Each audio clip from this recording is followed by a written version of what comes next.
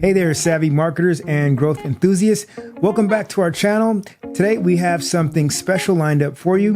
We're going to take a deep dive into the world of growth hacking with none other than the king of it, Noah Kagan. Noah has a track record that is nothing short of impressive, from bootstrapping AppSumo to helping Mint app gain 1 million users in just 6 months. All right, let's kick things off with Noah's first growth hack. Now, he advises us to bake in virality into our products. Imagine a scenario where every user becomes an ad for your product. For e-commerce brands, this could mean offering referral bonuses for an affiliate system. The beauty of this approach, it creates a loop of virality. Think about SurveyMonkey. 10 users create surveys and then hundreds more finish those surveys, seeing the SurveyMonkey branding, which ultimately leads to new users. It's like an automatic customer generation machine. Our second hack is all about building an audience even before the product is ready. Noah's example from Mint app is classic. They didn't have the final product for a whole year, but they started a finance newsletter, amassing 100,000 members before the app even launched. Why does this work so well? Well, it gives you leverage and the ability to launch whenever you want. Newsletters help keep your audience engaged and excited about your upcoming product. Your email list becomes a guarantee of initial traction. Noah's third hack involves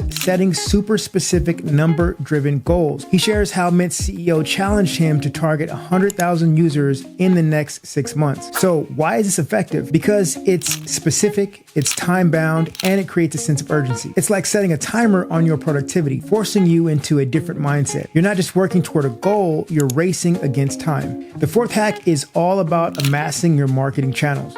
Noah suggests judging them based on 2 metrics: implementation difficulty and potential impact. You're looking for channels that are easy to implement and have a decent impact. This approach is a game changer because it helps you distinguish between high potential channels and time wasters. It's all about finding that sweet spot. For example, getting featured on Forbes might be hard, but it has high impact, while posting on a new LinkedIn account could be easy, but of course, it's going to have low impact. In the fifth hack, Noah advises breaking down your marketing into manageable chunks. For instance, if you want 500 users from Facebook ads in a month, you can start with a smaller target and gradually increase it. This method is all about starting small and gradually ramping up. It allows you to experiment and figure out what works without setting unrealistic expectations from the get-go.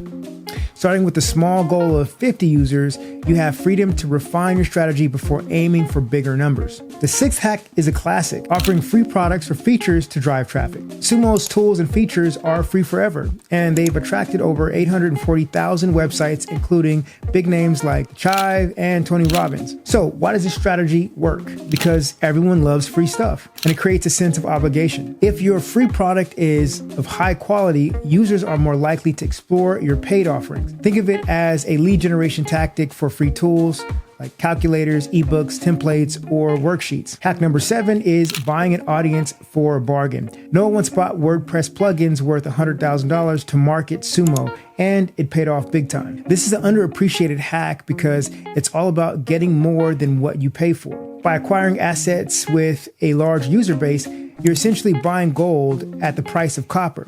You can explore various platforms like YouTube channels, Facebook groups, Instagram handles, Chrome extensions, and more. Hack number 8 involves persistent marketing. It's all about continually reminding your audience about your products and features, even if it feels a bit repetitive. The truth is, your audience is busy and might not remember your latest offerings. By creatively reminding them, you can make sure your products and features stay top of mind. This consistency keeps your audience engaged and informed. Noah's ninth hack is a hands-on approach. He suggests manually onboarding VIP customers, like the Chive and Tony Robbins. This extra effort goes a long way when building valuable relationships. The key here is that influential clients can be your gateway to broaden market exposure. While it may not be a scalable approach, it's incredibly effective. These clients ultimately can open doors to more significant opportunities. Lastly, the 10th hack is all about influencer marketing. Noah recommends working with super niche micro-influencers, those with 1,000 to 10,000 followers,